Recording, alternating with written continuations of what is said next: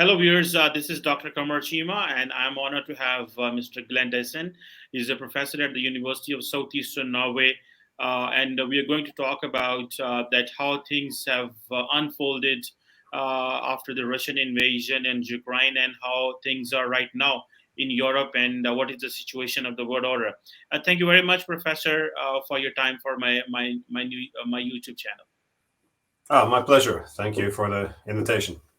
Thank you. So, Professor, how do you see this the impact of this Russian invasion on Ukraine? Do you think that it has destabilized the global order? Do you think the world is safe today, or do you think that it has changed or shaken the tectonic plates of international politics? Uh, that's a very broad question. I think definitely it has disrupted the current international order. I would argue, though, that a proper post-Cold War, mutual acceptable post-Cold War settlement was never reached after the Cold War. So we kind of been moving in this direction for the past 30 years. But so it was never that stable to begin with. We had effectively two different narratives. In the West, we're talking about, essentially expanding the space of peace and democracy and, growing stability. And from the Russian side, they just saw hostile military lines creeping closer and closer to the border. So with this Russian invasion of Ukraine, obviously, the whole international order is now very much destabilized. And it also appears that almost all of the rules which have previously applied have now been thrown out the window. And there's it's hard to think where to begin. It's very very chaotic, and all sides appear to have no other option but continuing to escalate. So there's no good solution to this either. So, Professor, do you think that this invasion, which has basically is supporting the Russian military buildup, because most recently there was a report that was released, and the report said that the Russians have made about $97 billion in terms of oil export from February till June. So, how do you see this? That it is, and much of that energy is going to Europe. So, in other way, the European powers or the European states, they are funding this war because everybody is dependent on Russian energy. So how do you see this dichotomy? Well, there is this is a war of attrition. So both sides, NATO on one side and Russia on the other, fighting this proxy war in Ukraine, both are interested in essentially weakening the other side. So it means also cutting all support, because and you can say this from both perspectives, because for many years now, China and Russia, they've been funding their own containment by the United States, because they all use they're tied up to the dollar system, so they trade in the dollars to make sure this is the main reserve currency. And as a result of this, the United States can effectively just print new money to fund the military. And when you print money, you effectively put a taxation on the people because the currency drops in value. So because the Chinese and Russians have held so much dollars, they've been effectively funding their own containment. So from the Russian perspective, they want to cut all these ties to the United States. But of course, on the US and European side, they're thinking the way you described, that they're buying all this Russian oil, all this Russian gas, and pumping billions of dollars into Russia to confront power which they're pretty much fighting a proxy war with. So they would also like to cut all reliance on Russian energy and gas.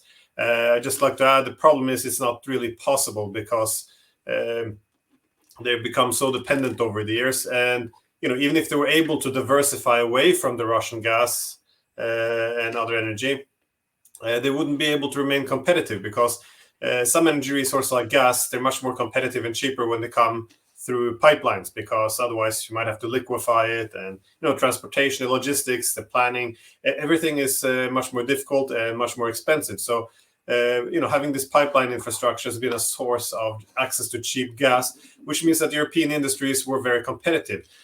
So the problem now, cutting all this reliance on Russian energy and metals, is that all the prices are growing, increasing a lot, and for this reason, Russia's just sending all of its resources to the east instead. So now all the Asian economies are becoming much more competitive. Meanwhile, the European economies, they can't compete anymore. The industries can't compete on international markets. And so the Asians will beat the Europeans now on the market. And as for Russia, well, they're selling less energy now, but they're making more money because of the increased prices from all this sanction talk from the West. Well, Professor, you follow geoeconomics and the political economy very carefully. How do you see that because of the oil prices which have increased globally, it has basically fueled inflation across the world. So, how do you see that without the war in the Western Europe, without the war in Northern America, without the war in Southern America, and even in Asia, where the developing countries, even in Pakistan and India and Bangladesh, where countries are struggling to have the energy, how do you see there is going to be future of inflation? One thing, and second, how do you see that these energy shortages are going to impact the global economy and particularly the supply chain is going to be affected? So, do you think that there is any kind of a scenario? Do you foresee that? Well, I think that's going to be one of the main problems for the global economy in the years to come now is this huge inflation and also debt problems. And of course, the fragmentation of supply chains. But of course, you're correct. The problem with inflation began long ago. The U.S. and broader the West have been spending much more money than they've been making, and been printing money excessively, and this just keeps increasing year by year. If you look at, for example, U.S. debt levels, how much, this growth year by year, but then of course the U.S. was already running into problem with this excess debt, too much printing of money, and then you had COVID, in which all production shut down effectively with these lockdowns, and then to restart the economy, instead of having a natural recovery, they pumped in, an ungodly amount of new money into the system. Now, anyone who studies economics would know that, the money in the system is supposed to reflect the values in the market. But if you have all the production has gone down because of the lockdown, and you increase the money supply, then you're going to have huge and massive inflation. So this is something that people started to notice and write and talk about for like at least a year ago, when things were really beginning to spiral out of control. And then, of course, going from bad to much worse. Now you have all this new sanctions war against Russia, in which effectively, largest energy exporter in the world is put in under sanctions, and the West effectively trying to cut all reliance on it. So now you're having this, this energy prices go up, and the problem when energy prices goes up, everything goes up, because that's a secret ingredient for having low production in industries. It's heating of homes. It's everything goes down to energy. So it's really a perfect storm. Everything is going the wrong direction. So you're going to have huge inflation, and this just, as I mentioned, adds to the debt levels and unstable financial systems. So there's going to be lots of problems going forward. Well, Professor, most recently we noticed that the world was moving towards clean energy, to the renewable energy. So we're finding that there were two kinds of states which were emerging. It was petro states, and there were the electro states. So do you think that the amount of the energy, these petro states which are they're making this energy more expensive, do you think that the transition towards renewable energy or the clean energy, the world will put resources to that? And how far do you think that it will take for this transition? Because many countries are not ready for that kind of a transition. Do you see that in coming years this kind of a transition will be more active and effective? Yeah, well, that's the benefit of having high energy prices, is you create an incentive for and an economic incentive for shifting into green energies. I mean, when energy is cheap, then there's effectively little to no incentive to shift over to cleaner energy. So there is a lot of with this crazy energy prices, there's obviously a lot of incentive for increasing green energy, but that, and on top of that, of course, you have the geopolitical incentive. So even if it did make that much economic incentive, the desire to cut all reliance on Russian energy in order to undermine or even break the Russian economy, which is a leading objective now in the West. There's a huge both economic and geopolitical incentive to begin moving into green energies. The problem is, as you mentioned, many countries might not be ready for it. And the second one is it demands huge investments, some which are now being, they're arguing for making these investments, but it's unclear whether or not this is the good time to make this investment, because if you look in, especially in Europe, but also to a lesser extent the United States, the economy and the financial system is really moving into a storm. So it's not sure if they have all this additional money at the moment to make these long-term investments. That's often a problem in economic crisis. You have to cut in, and one of the areas where you tighten on the belt is this more long-term investments, and so it's hard to say. I don't want to make too certain of a prediction, but also kind of the two variables moving against each other. So the incentive of doing it versus the ability to do so.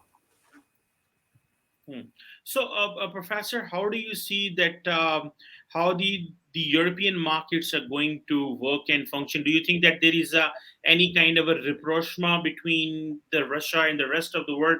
Because there is a probability that this G20 meeting in Indonesia, which is going to happen on 7th and 8th of July, do you think that there could be kind of a rapprochement between the West and the Russia on Ukraine? Because we heard that the Russian President Putin said that he's going to let the Ukrainian wheat go outside the Ukraine from the seaports. So how do you see that this G20 meeting in the next week could be beneficial or helpful, where first time I think the West and the Russians are going to may sit on the table together?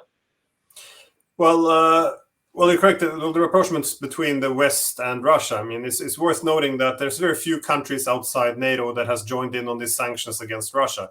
This is mainly a conflict between NATO and Russia. But this is one of the disappointing aspects in this conflict has been the almost complete absence of diplomacy and efforts to sit down and broker a peace.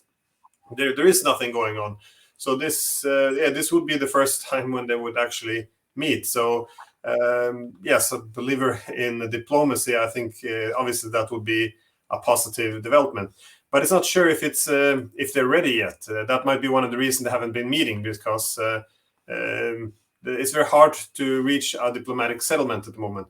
From the Russian side, they're considering this to be an existential threat. So they're arguing unless NATO can provide some clear security guarantees, that they will stop expanding on Russian borders, or they're willing to cede Ukrainian territories required for Russia to build a buffer against further NATO expansion. Those are the two real options, and the West is not close to accepting anything like it. But also the West itself, it can't really sit down with Russia, because the West itself is very split. I mean, if you look at the Europeans, especially then the Germans, Italians, and French, they're more or less growing a bit tired of this war. Their economies are becoming exhausted. Their industries are, becoming less competitive, and the future is looking very grim. And they can't really cut themselves off the Russian energy, and now the Americans are pushing them to cut themselves off China as well, as we saw at this NATO summit. Now, China also supposed to be an enemy of NATO. So, well, not an enemy, but a security threat. It was mentioned. So it's very the Europeans are getting more apprehensive, and they're going to Kyiv effectively, asking them to sit down and start diplomacy. But if you look at the other side of the West, so mainly United States, the UK, and Poland,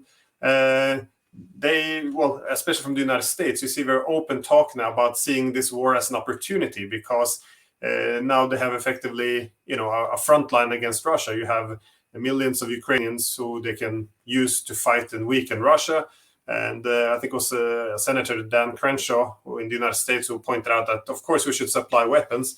We have an opportunity to kill Russians without losing any American lives. So this is an opportunity. So they see it as an opportunity to weaken Russia, but also a lot of what they haven't been able to achieve in the past, they can get now. So over the past years, the Europeans have been very reluctant to cut their energy imports from Russia. They keep buying the Chinese technologies. They keep trading a bit with the Iranians. So they're not the security dependence on the United States hasn't really been translated into an economic loyalty in which they follow America's command. But because of this new threat from Russia, the Europeans are much more obedient. So you have more block discipline. So now they're cutting themselves off completely from the Russian economy. America now pushing them towards reducing their reliance on China. And effectively, America's leadership within the NATO bloc is now really strengthened. So they don't really want to finish this war just yet. At least see how things are going. If things begin to roll in Russia's favor, they gain a huge momentum and start taking huge amount of territories, then obviously the United States would want to strike a deal as well. But at the moment, they still want to see this war going. So you have all these different considerations. And for that reason, I don't think anyone is ready to sit down and talk yet. But as you mentioned, at least it's a good thing they're meeting, though. And hopefully something can be done. Yeah. Yes, you are right that things are very delicate, and how they will move in coming days and months. This is very important because the UN, the NATO General Secretary was saying that this war is not going to be short one. So let's see how things move. The more war prolongs, the more chaos, uncertainty, and unrest will be at the global stage, and the common man will have to pay the price for that. Thank you very much, Glenn Dizon, professor, for your time and for helping us to understand from your perspective and from your lens, how do you see this Russian war or Russian aggression on Ukraine and the situation afterwards. That. Thank you very much. My pleasure.